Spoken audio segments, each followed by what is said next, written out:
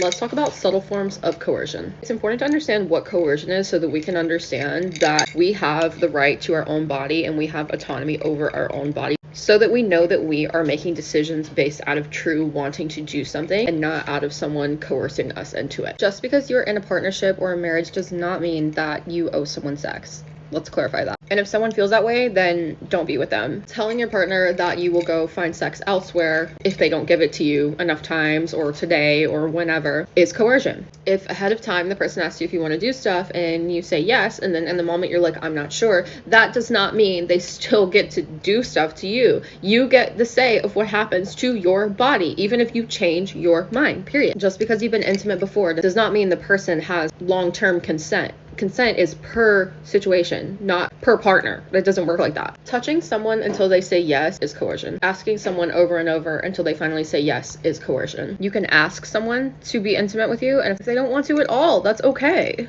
And if you feel differently about it, you are a rapist. So go expose yourself in the comments, but it is what it is, okay? I block people who play devil's advocate. So someone who says, I don't know, is not consenting. That is coercion. If you continue to do something to someone when they're like, I'm not sure, that is coercion. Maybe later, all of those, not consent. And maybe you're okay with someone touching you without asking you. That doesn't necessarily mean other people are, so you should never assume that. If you consented while you were drunk, you did not consent.